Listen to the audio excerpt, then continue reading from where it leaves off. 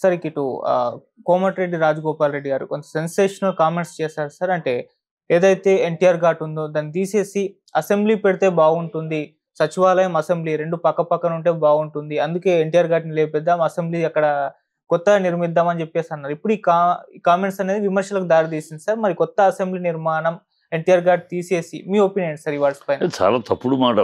ఆయన మళ్ళీ క్షమాపణ చెప్పాడనుకో, నేను అలా అనలేదు. వక్రీకరించారు. ఆయన పెద్దాయన, ఆయన మహానుభావుడు. ఆయన 9 నెలల్లోనే అధికారం సాధించాడు. ఆయన గురించి అనలేదు. నేను అన్నది వేరు, వాళ్ళు వక్రీకరించారని చెప్పుకున్నాడు. ఒక ఎక్స్‌ప్లనేషన్ ఇచ్చాడు కనుక దాన్ని మనం అయిపోయింది. నోరు జారిన అన్నా కూడా అసలు ఆలోచన ఎవరికి రాకూడదు. ఓకే. ఆలోచన ఎన్టీఆర్ ఘాట్‌ని తీసేసి ఆలోచన రాకూడదు. ఆలోచన వస్తేనే తప్పు అసలు. అది చేయలేరు. ఎవరి వల్ల తాతలు దిగి రావాలి. ఆ ఘాటు తీసుకెళ్ళి అసెంబ్లీ కడతాం. అలా అంటే నెక్స్ట్ దాని పక్కనే ఉన్న ప్రసాద్ ల్యాబ్‌ని తీసేసి ఇంకోటి కట్టాలంటారా? ప్రసాద్ మయోమాక్స్ తీసేసి ప్రభుత్వ స్థలం కట్టాలంటే అక్కడ స్థలం చూసుకోవాలి.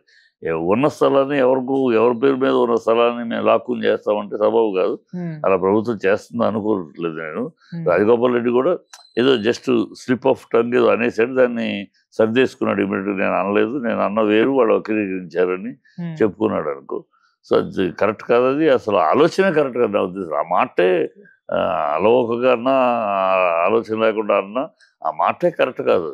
అది మహనీయుడు. ఆయన స్థలాల మీద అక్కడ కడదాం, ఇక్కడ కడదాం అని కరెక్ట్ మాట. వేరే కట్టాలంటే మంచిదే. సెక్రటేరియట్ పక్కనే అసెంబ్లీ ఉండటం మంచిదే, తప్పేం లేదు. కొత్త అసెంబ్లీ కడితే ఏం తప్పులేదు. కానీ అక్కడే స్థలం చూడండి అక్కడ, అంతే కదా. ఆ స్థలం అక్కడే చూడండి, కట్టండి, అంతే తప్పితే ఈ ఎన్టీఆర్ ఘాట్ తీసేయాలి, ప్రసాద్ ఐమాక్స్ తీసేయాలి, జల్బర్గ్ ఉంది కదా అది తీసేయాలి, నెక్లెస్ రోడ్, ఇవన్నీ కరెక్ట్ మాటలు కావు. Okay sir. అంటే ఎన్టీఆర్ ఘాట్ పక్కన పెడితే అంటే కొత్త అసెంబ్లీ నిర్మాణం అంటే ఒక ప్రతిపాదన అయితే తెరపైకి తీసుకొచ్చినట్టే. పాత అసెంబ్లీకి ఏమైందని? ఇది తప్పులేదు. పాత బిల్డింగ్ ఇప్పుడు పార్లమెంట్ కొత్తది కట్టారు. ఎందుకు కట్టారు? పాత సెక్యూరిటీ ప్రాబ్లమ్స్ కానీ బిల్డింగ్ కానీ చాలా సంవత్సరాలు అయిపోయింది కనుక దాని కొత్తది కట్టాలి, కట్టారు. కొత్తగా ఇవాళ అప్డేట్కి అంటే కంప్యూటరైజేషన్ కావాలి, అన్ని మిషనరీగా ఉండాలి, ఓటింగ్ అంటే కూడా తప్పనమే ఉండాలి. ఇవన్నీ అప్డేట్ అవ్వాలంటే ఆ పాత బిల్డింగ్లో అప్డేట్ చేయడం కుదరదు. కానీ కొత్త బిల్డింగ్ కట్టుకోవాలంటే తప్పులేదు.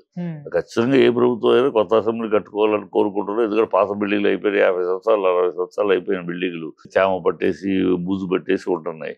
ఎప్పటికప్పుడు దొలపాలంటే కూడా బూజు దొలపడానికే వారం రోజులు పడుతుంది కదా. కానీ అవన్నీ హెల్త్ పాయింట్ కానీ చేసి కట్టుకోవాలనుకుంటున్నా తప్పేది, కొత్తది కట్టదు. కానీ కట్టేది ఎక్కడ కట్టాలి, అందరికీ కన్వీనియంట్గా, ప్రజలకు ఇబ్బంది లేకుండా కట్టాలి. ఇప్పుడు అసెంబ్లీ ఉన్న చోటు ట్రాఫిక్ ఇబ్బంది, అసెంబ్లీ జరిగే రోజుల్లో చాలా ఇబ్బంది అవుతుంది కదా ప్రజలకి. అలా కాకుండా ట్రాఫిక్ ఇబ్బంది లేని చోట్ల కట్టుకుంటారు. అందరికీ అసెంబ్లీ అంటే అందరికి కార్లు ఉంటాయి కదా, వెళ్తారు. కావాలంటే 1 కిలోమీటర్ దూరం వెళ్తారు. సో కార్లతో వెళ్ళే వాళ్ళకి బాధే ఉంది. అసలు ఎవరు ఎమ్మెల్యే కారు లేకుండా ఉండడు కదా. ఎవరో ఒకళ్ళిద్దరు ఉన్నా కూడా ఇతర కారులో వెళ్ళిపోతారు. సో కనుక అసెంబ్లీ కట్టుకునే మాట తప్పు అని పట్టక్కర్లేదు మనం. అది గ్యారెంటీ కట్టుకునే ఒక ఆలోచన మంచిదే, కట్టుకుంటే తప్పులేదు. ఓకే. అంటే సార్ కొత్త సచివాలయం కేసీఆర్ గారి హయాంలో కట్టినప్పుడు వాళ్ళే విమర్శించారు. ఇప్పుడు వాళ్ళు మళ్ళీ కొత్త అసెంబ్లీ కడుతున్నారంటే దాని బడ్జెట్ ఎంత, ప్రజాధనం వృధా అవుతుందని అప్పుడు సచివాలయం కన్నారు. ఇప్పుడు అదే కామెంట్స్ వాళ్ళకు కూడా వర్తిస్తాయని చెప్పేసి ఇటువైపు నుంచి వాళ్ళు కాంగ్రెస్ వాళ్ళు ఒకటి మాట్లాడాం కదా, దానికి కట్టుబడి ఉండదమ్మా. వాళ్ళ దగ్గర విశిష్టత ఏం లేదు. ఎప్పటికప్పుడు వెంకటలక్ష్మిని ఎప్పటికప్పుడు ఏదో ఆ సందర్భాన్ని బట్టి మాట్లాడేస్తూ ఉంటారు. వాళ్ళకు ఒక రీతి ఉండదు. నిన్న ఇది మాట్లాడాం కదా, మనమే మాట్లాడాం కదా, ఈ మాట మళ్ళీ వాడు వద్దంటే ఎట్లాగో అన్నారు. నిన్న అవునన్నది వాళ్ళు వద్దంటారు, ఇవాళ వద్దన్నది రేపు అవునంటారు.